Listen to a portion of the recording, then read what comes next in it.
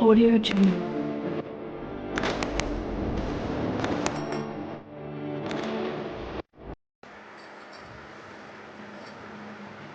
Hello दोस्तों, आप सभी कैसे हैं।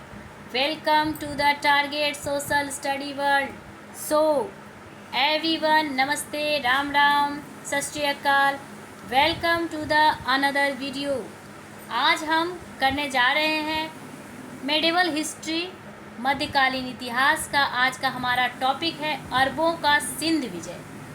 ये हमारा वन शॉट वीडियो है जो आपके आने वाले सभी एग्ज़ाम में हेल्पफुल रहेंगे। तो ज़्यादा टाइम ना वेस्ट करते हुए शुरू करते हैं।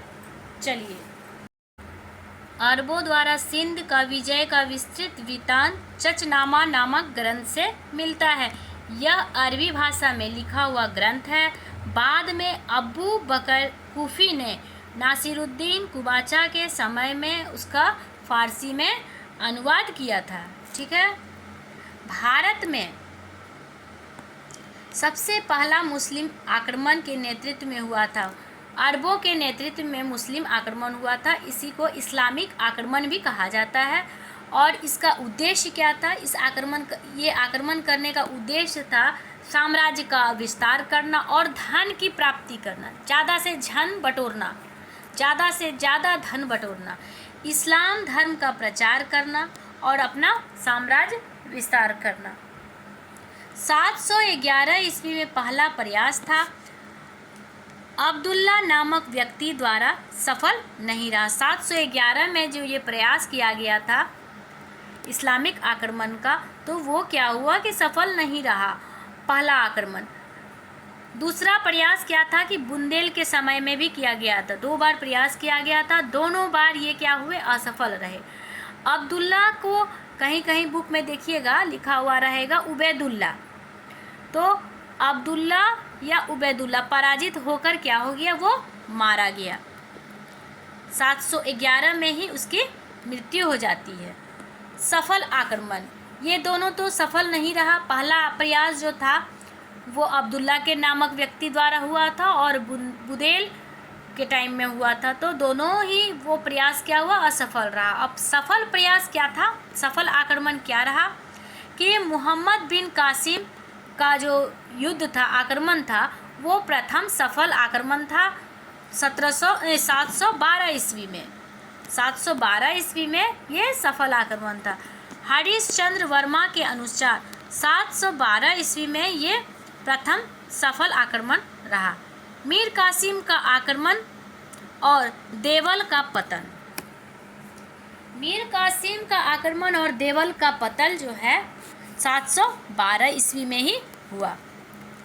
ओबेदुल्ला बुदेल दोनों क्या हुए, पराजित होकर हजाम से सिंध विजय का दायित्व मीर कासिम को सौंप दिया। अपना वो हार गए, उबैदुल्ला और बुदैल जो है वो हार गए, तो अपना क्या किया, सिंध का विजय का दायित्व किनके ऊपर सौंप दिया, मीर कासिम को दे दिया गया, जो हजाम का दामाद था, जो हजाम का दामाद भी था और भतीजा दोनों था। मीर कासिम हमला करता है, कहाँ करता है, मकरान के रास्ते से करता है और ये स्थल मार्ग से करता है सिंध पर। मीर कासिम सिंध पर आक्रमण करता है मकरान के रास्ते से और स्थल मार्ग से करता है। बौद्ध जो थे वो बिना युद्ध किए वो क्या किए, आत्मसमर्पण कर दिए। उसमें निरून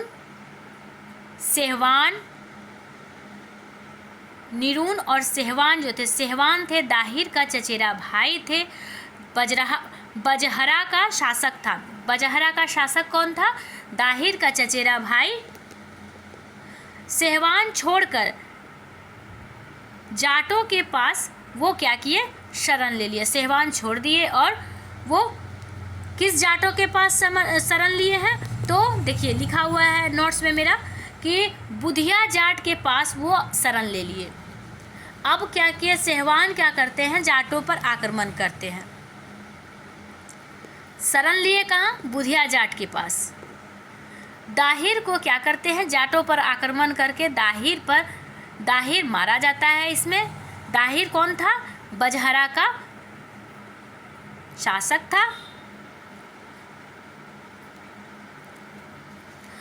दाहिर का पुत्र जो हो गया, दाहिर का पुत्र जयसिंह शासक ब्रह्मवाद का था। जयसिंह जो था ब्रह्मवाद का शासक था। दाहिर का पुत्र था जयसिंह। अब दाहिर क्या करता है, वो आक्रमण करता है, रावण दुर्ग पर आक्रमण करता है। रावण दुर्ग पर आक्रमण करने के बाद वो 713 में मीर कासिम ने मुल्तान पर आक्रमण किया। मीर कासिम कहाँ आक्रमण करता है, तो मुल्तान पर आक्रमण करता है। कन्नौज विजय के लिए मीर कासिम ने अब हकीम के अधीन 10,000 अश्वारोही सेना भेजी। ये योजना क्या हुआ, सफल नहीं रहा। मीर कासिम का ये योजना जो है वो सफल नहीं रहा। 713 में क्या करता है, मीर कासिम मुल्तान पर आक्रमण किया। मीर कासिम जो है मुल्तान पर जब भी आक्रमण करता है, उसी समय कन्नौज विजय के लिए मीर कासिम क्या कर रहा है कि अबू हकीम के अधीन 10,000 अश्वारोही सेना भेजता है। लेकिन ये योजना उसका असफल योजना रहा। मोहम्मद बिन कासिम, मीर कासिम उन्हीं को कहा गया। मोहम्मद बिन कासिम का पूरा नाम है, मीर कासिम का पूरा नाम मोहम्मद बिन कासिम। उनकी मृत्यु हो जाती है 714 में। चचनामा में इनके अनुसार लिखा गया है कि मीर कासिम की 2 पुत्रियां थी। पहला का नाम था सूरी देवी और दूसरी का नाम था मरमल देवी। चचनामा में ये दर्शाया गया है। मीर कासिम की 2 बेटियां थी, 2 पुत्री थी। एक का नाम सूरी देवी, दूसरी मलमल देवी। ब्रह्मवाद के पतन के बाद ये प्राप्त हुआ। जब ब्रह्मवाद का पतन हो गया, उसके बाद ही हमको पता चल पाया हम लोगों को। जयसिंह ने पुनः ब्रह्मवाद पर अधिकार कर लिया। जयसिंह क्या कर रहा है कि ब्रह्मवाद पर फिर क्या कर रहा है, वो फिर से अपना आधिपत्य जमा रहा है। सुलेमान के पश्चात दूसरा खलीफा उमर द्वितीय 717 से 20 तक उसका शासन रहा। सुलेमान के बाद कौन खलीफा बनता है, अमर द्वितीय। जयसिंह ने मुस्लिम धर्म स्वीकार किया। जयसिंह क्या करता है, मुस्लिम धर्म वो स्वीकार कर लेता है, इस्लामिक धर्म वो स्वीकार कर लेता। अब उमर द्वितीय के बाद फिर अगला खलीफा कौन बनता है, तो हिशाम बनता है 724 से 747, 724 से 747। पहला खलीफा कौन बन रहा है, सुलेमान। दूसरा खलीफा कौन बनता है, उमर द्वितीय। और तीसरा खलीफा कौन बन रहा है, तो हिशाम बन रहा है।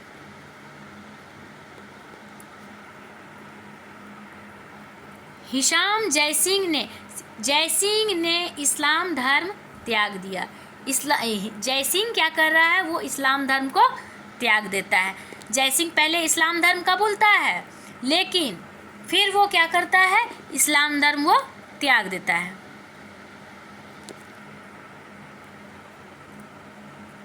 जुनैद सिंध का गवर्नर नियुक्त होता है। जुनैद को क्या किया जाता है, सिंध का गवर्नर नियुक्त किया जाता है।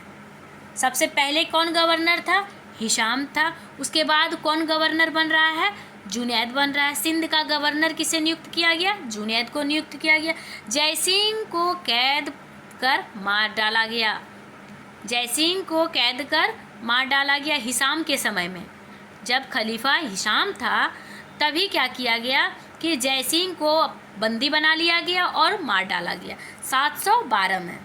जैसलमेर व जोधपुर के कुछ क्षेत्र पर धावा बोला। जैसलमेर और जोधपुर के कुछ भाग पर वो अपना धावा बोल दिया। अब क्या हो रहा है कि मरुमार,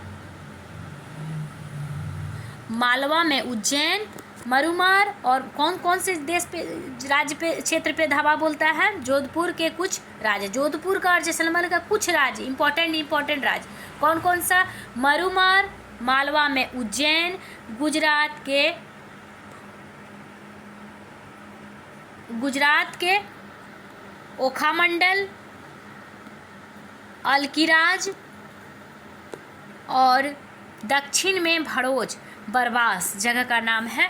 तो क्या कर रहा है, जैसलमेर और जोधपुर का ये कुछ क्षेत्र है उस पर धावा बोल देता है। अब जुनैद तमीम सिद्ध का गवर्नर, जुनैद के बाद जो है गवर्नर कौन बनते हैं, जुनैद जो थे 724 से 747 के बाद हिशाम जुनैद का गवर्नर बनते हैं, नियुक्त होते हैं।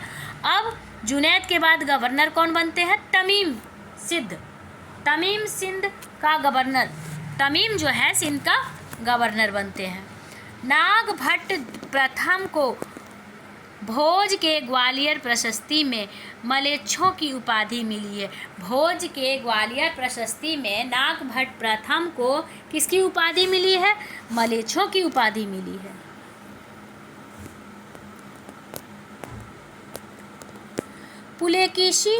पुलकेशी राज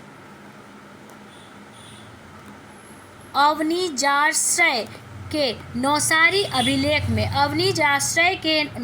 अभिलेख में जुनैद को अरबों को हराने के लिए उपाधि मिला है। जुनैद को अरबों को हराने के लिए क्या उपाधि मिला है, तो दक्षिण पथ के ठोस स्तंभ की उपाधि मिली है। क्या मिली है उपाधि, दक्षिण पथ के ठोस की उपाधि मिली है। किनको मिली है, जुनैद को मिली है। पुलकेशी राज अवनिजाश्रय के नौसारी अभिलेख में पूछा जाएगा आप लोगों को ऑब्जेक्टिव क्वेश्चन में कि पुलकेशी राज अवनिजाश्रय के नौसारी अभिलेख में जुनैद को किसकी उपाधि मिली है, जुनैद को दक्षिण पथ के ठोस स्तंभ की उपाधि मिली है। तमीम के समय अल हिंद की सीमा पर अल महफूज नामक एक नगर बसाया। कह रहा है कि तमीम के समय, तमीम जब गवर्नर बनता है तो अल हिंद के सीमा पर अल महफूज नामक एक नगर बसाता है। 750 ईस्वी में दशमिक में क्रांति के फलस्वरूप 750 ईस्वी में दशमिक में क्रांति के फलस्वरूप उमैया खलीफाओं के स्थान पर अब्बासी खलीफा आते हैं। उमैया के स्थान पर कौन खलीफा आ रहे हैं, अब्बासी खलीफा 745 से 775 के समय में रहते हैं। खलीफा देखिए, खलीफा कितना बार चेंज होते गया, बदलते गया। अब अरबों ने पुनः सिंध पर प्रभुत्व स्थापित की, परंतु यह क्या हुआ, फिर असफल रहा। अरबों ने फिर से क्या किया, सिंध पर अपना प्रभुत्व स्थापित करना चाहा, लेकिन फिर भी ये असफल ही रहा। मंसूर खलीफा बनता है 775 से 786 में। अब्बासी खलीफा बना, उमैया से फिर बना कौन, अब्बासी बन गया। अब्बासी से फिर खलीफा चेंज हो जाता है, तो 775 से 86 में खलीफा बनता है कौन, तो मंसूर खलीफा बनता है। मंसूर जब 775 से 786 में बनता है तो 786 से 808 में हारून खलीफा बनता है। हारून जो था वो विद्या का प्रेमी था, शिक्षा का प्रेमी था। वो बहुत से बहुत ज्ञान अर्जित करना चाहता था। कहीं से भी कुछ भी ज्ञान मिले उसको, वो क्या करता था, वो हासिल करना चाहता था। हारून को प्रधानमंत्री नियुक्त किया गया। बरामका जो था जगह का नाम, तो वहाँ को वो प्रधानमंत्री वहाँ का नियुक्त किया गया। हारून खलीफा जब था 786 से 808 में, तब वहाँ का प्रधानमंत्री किसे नियुक्त किया गया, हारून खलीफा जब था तो बरामका को किया गया, जहाँ बौद्ध मंत्री के महंत थे। बौद्ध मंदिर के कौन थे, महंत थे बरामका। चलिए, आज का सेशन क्लास यहीं तक समाप्त होता है। आपको अगर मेरा वीडियो अच्छा लगा हो तो दोस्तों तक ज़रूर शेयर करें। धन्यवाद।